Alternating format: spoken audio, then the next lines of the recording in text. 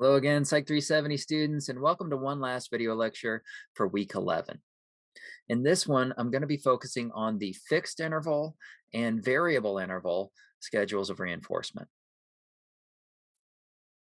First of all, though, before I start talking about those interval schedules, let's first review these three basic principles on how schedules of reinforcement tend to affect behavior. I went over these near the end of my last video lecture, the one on the variable ratio schedule. So remember, for one thing, ratio schedules tend to produce higher response rates than interval schedules do, right? Because on a ratio schedule, making more responses always means getting more reinforcers, and that's not true on an interval schedule. Another principle here is that variable schedules tend to produce steadier responding than fixed schedules do, so we don't typically see those post-reinforcement pauses on variable schedules like we do on fixed schedules. And then finally, variable schedules also tend to result in behaviors that are more resistant to extinction than fixed schedules do. So on a variable schedule, you can't really predict when the next reinforcer is supposed to occur, right? But the reinforcer is much more predictable on a fixed schedule. So if you stop reinforcing a behavior, then extinction will occur more quickly after a fixed schedule of reinforcement than it will after a variable schedule of reinforcement. Okay.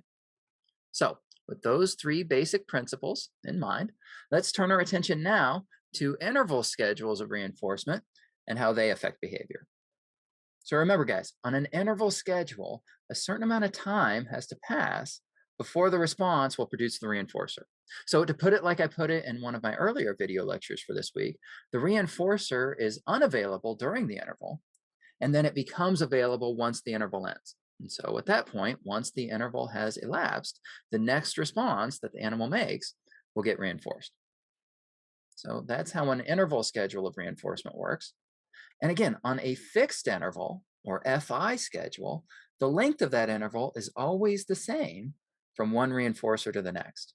So there's always the same waiting period, so to speak, during which the reinforcer is unavailable.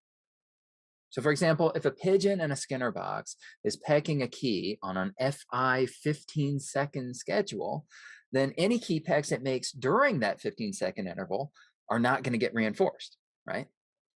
The first key peck it makes after the 15 seconds are up will get reinforced.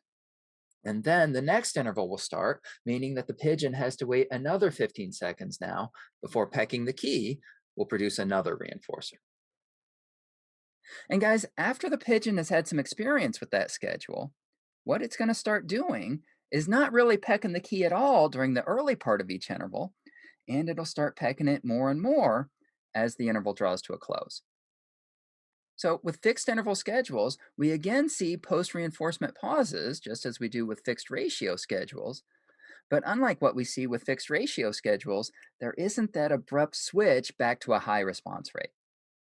On fixed interval schedules, the response rate increases more gradually than that. So, it sort of ramps up. So, with fixed interval schedules, we get these little curves in the cumulative record, which are known as scallops. Okay? We call these scallops because they're kind of fan shaped, like the shell of a scallop. And it's interesting that animals do this on fixed interval schedules. It's interesting that they don't respond much at all near the start of the interval, and then much more quickly as the interval gets close to ending, because that suggests that they come to learn about the length of the interval. It's like they get a sense of about how long the interval lasts and about when each reinforcer is going to become available. So, by ramping up their response rate like this, so that they're responding at a high rate by the time the interval ends, they ensure that they're going to get that reinforcer as soon as it becomes available. They ensure that they're not going to let too much time pass where they could get the reinforcer and they haven't yet. So, by responding like this, the animal is able to get reinforcers at a rate that's as close as possible to the maximum rate that the fixed interval schedule will allow. So, it actually makes a lot of sense for the animal to respond with this sort of scalloped pattern.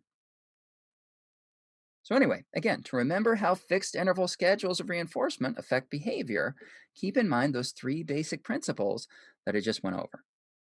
We're talking about an interval schedule here. So the overall response rate is fairly low. It's not as high as it would be on, say, a fixed ratio schedule. We do see those post reinforcement pauses with fixed interval schedules. Again, those pauses are characteristic of fixed schedules, but not variable schedules.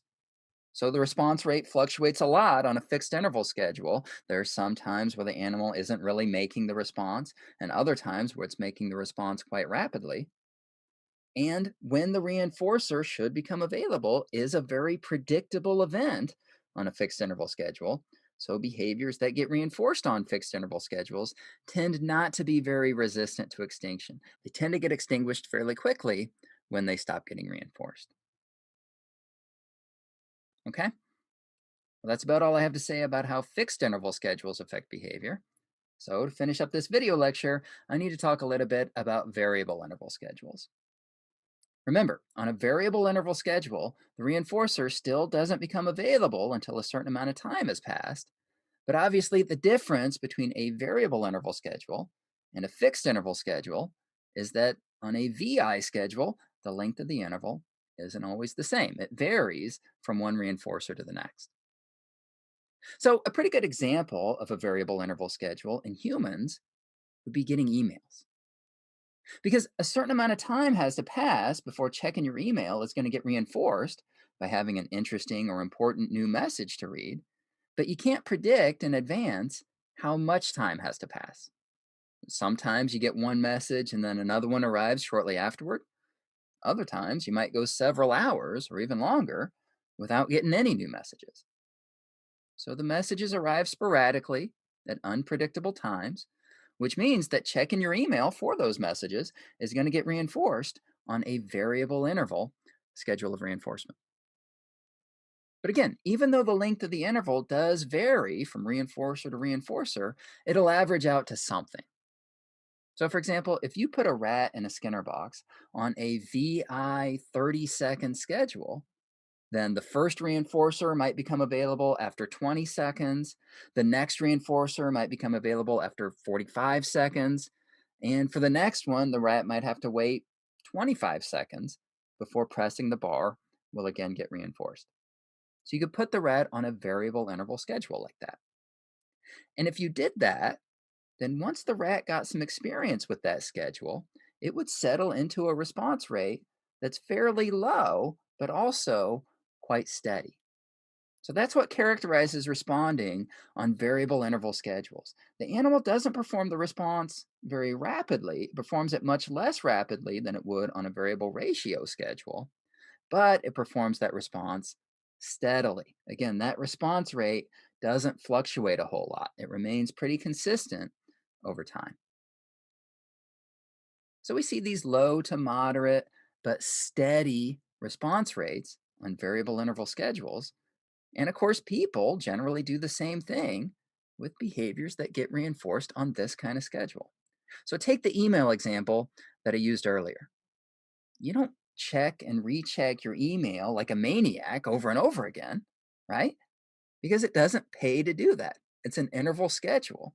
So what matters is not the number of times you check your email, it's when you check your email. New messages arrive based on the passage of time, not the number of times that you perform that checking behavior. But when new messages arrive is unpredictable, right? It's not like you only get emails at certain times.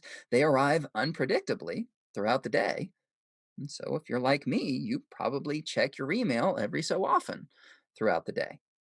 You perform that behavior of checking your email at a fairly moderate rate, maybe once an hour or so, and that rate remains pretty steady over time. So, again, think back to those three basic principles regarding schedule effects that I brought up a few minutes ago.